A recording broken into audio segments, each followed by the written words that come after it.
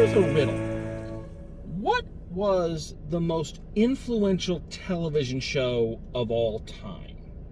Now, I'm not talking about what show was on the longest, which show won the most awards, which show spawned the most spin-offs, what show changed the face of television, and all of that.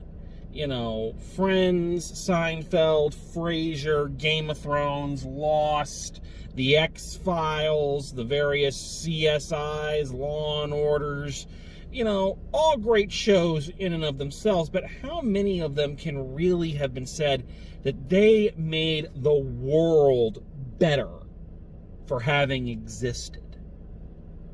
I think when you look at it with that criteria, something that had an effect not just on television as a whole, but on the world, I think that list gets considerably shorter. You could make an argument for I Love Lucy. You could make an argument for MASH. I would definitely make an argument for Star Trek. You could make an argument definitely for Mr. Rogers' Neighborhood. But I think any list with that criteria that you're assembling, it has to include, if not at the top, then very near the top, Sesame Street. In my humble opinion, Sesame Street exists as one of the most important shows that ever graced the airways. It was a show that, you know, taught kids how to read, how to count, what your colors were. It provided education to people who otherwise hadn't. In some countries, it's the only education some people got. And what's really remarkable is that Sesame Street is such an institution, and it's been around for so long. It premiered in 1969. It's 52 years old. So literally, most of us have lived in a world where Sesame Street has always existed. So the idea that there was a time before Sesame Street, or that someone had to come up with the idea for Sesame Street, is something that not a lot of people have ever really wrapped their heads around, or when they do, it's usually a very simple creation story, usually going something along the line of Jim Henson decided he was going to teach kids, and next thing you know, Big Bird is walking down Main Street.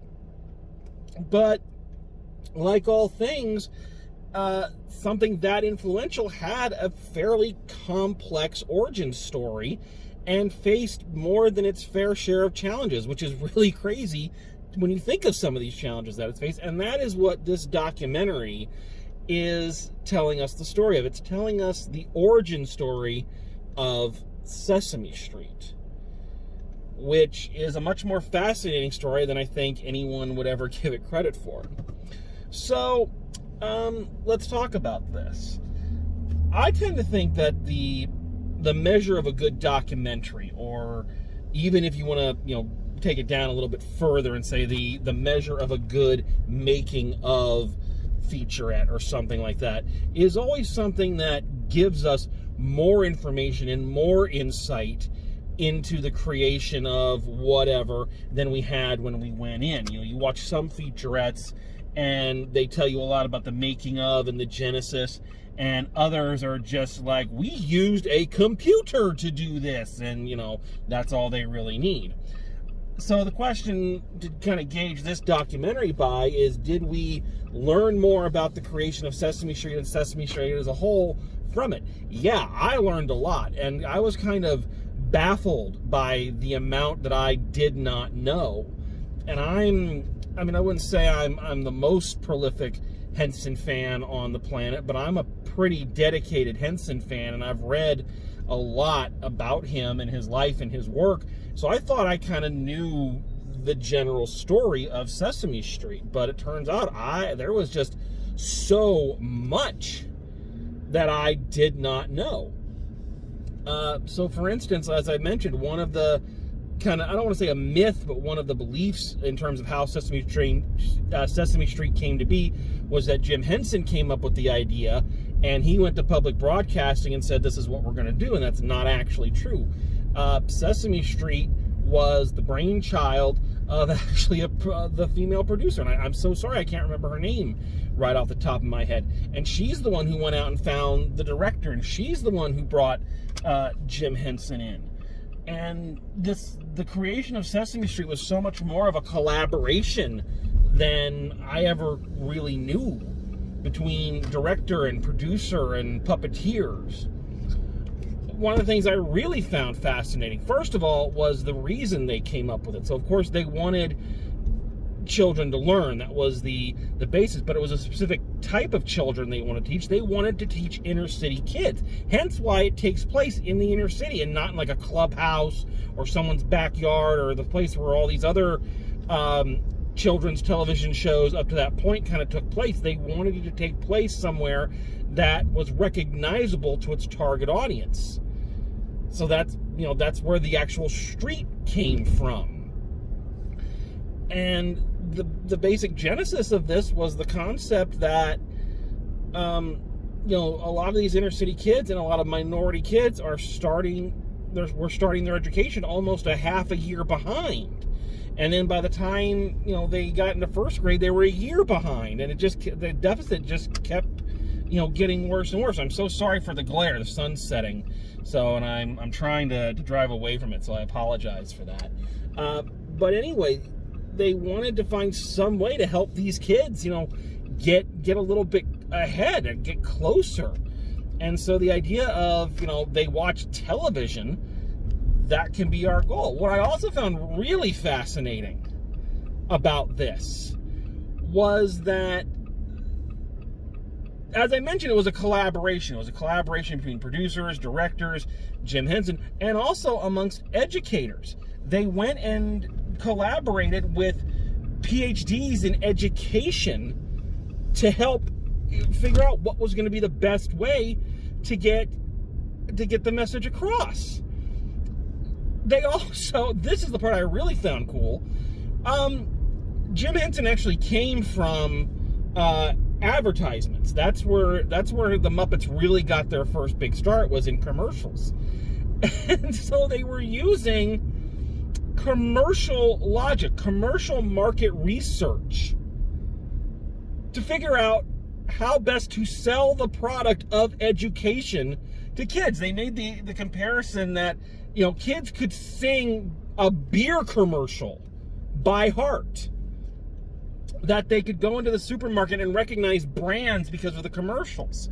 So they said, we're going to use that concept as a way to reach these kids with education. It's freaking brilliant. That is just freaking brilliant. Especially when you consider that for the longest time, Sesame Street did not try to sell you anything. Sesame Street itself did not have a lot of merchandise at first. And, then when it finally did, all the profits were funneled back into the children's television workshop. So, yeah, it's just mind-boggling how much I didn't know. I didn't know there was an original Gordon. I thought Gordon was Gordon. I didn't know there were two Gordons. I didn't know there was a guy before Gordon who was Gordon. Yeah. And the guy who was originally Gordon was like the host of a late night black talk show in the 60s. And that he left the show because of a dispute over one of the puppets, which I'll talk about here in a second. Yeah. There's just so much I did not know. You kind of get one of the things that, everybody loves Sesame Street. That's just one of those givens. I tend to believe if you don't love Sesame Street in one form or another, then you just don't have a soul. That's kind of one of the sharp beliefs of my life. If you don't like the Muppets, then you have no soul. Just plain and simple. But did you know that Mississippi refused to carry Sesame Street? Sesame Street was considered, what's the term? Was considered controversial to Mississippi Public Broadcasting because of how prominently it featured minorities. Can you frickin' believe that? And the fact that we can believe that is even sadder. And it's both discouraging and encouraging to hear it discouraging to like watch this archival footage of this governor, I think it was the governor of Mississippi at the time, going, well, there were complicated factors in why we don't want to run Sesame Street, with this guilty as hell look on his face. It's like, you fucking bigot. You can just tell what the reason is. You just don't want to say it out loud. And the encouragingness of the other TV stations around that said, well, public broadcasting's not going to pick it up, we'll buy it and we'll play it on our commercial network. Who would have thought Sesame Street would have been controversial? The show with the bird. That's another thing I really love about the documentary, is I love it gives you kind of the evolution of some of your favorite characters. How Big Bird started out as just kind of this big doofus character. And then, they decided, well, that's dumb. Why should we do that? That's not going to work. Let's make him a child. Let's make him an 8-year-old. And, he's going to be the child point of view character for the show. Which, again, is one of the hallmarks of Sesame Street. One of the most brilliant ideas they ever had. It shows the evolution of Ernie and Bert. The evolution of, Oscar the Grouch. They included Oscar the Grouch to kind of show kids that you're not always going to get along with everybody. And sometimes there are going to be people in life who are just mean. And you have to learn to live with them, too. The count to show kids the actual concept of counting. You can say, 1, 2, 3, 4, 5, but, and repeat it, but you don't really know until you see there are 5. So that's where they came up with the count. It was just really cool to see like where they came up with some of the most classic characters and some of the thought processes that went into it. I kind of wish we would have gotten a little more of that, and that's mainly just me being such a Muppet mark that I want to know about all of them. I want to know, whose idea was Cookie Monster. I want to know whose idea was Grover. I want to know about Tully and Harry Monster. I want to know about Biff and Scully and Forgetful Jones and Guy Smiley.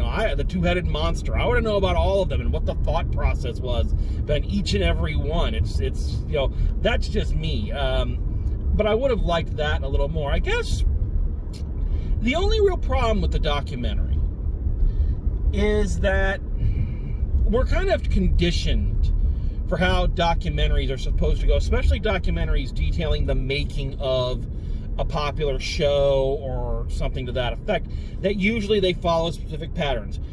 Somebody has a dream. It's hard to get off the ground. Nobody believes in it. It does get off the ground. It's a big hit. Everybody's happy, but then ego starts taking over. Everybody fights. There's, everybody hated each other backstage, and that's what led to the downfall, but today we remember it as a classic. That's not really the Sesame Street story. They had a dream. They talked about how they put it together. It got on the air. It was a big hit, and that's kind of it. Now, it's not like we need the conflict to make it interesting. I'm glad there was no conflict. Or very little. I mean, the worst they really come up with was, the director suffered from depression and sometimes would be unpleasant to work with. Or that, it was really long hours and they were there all day and night.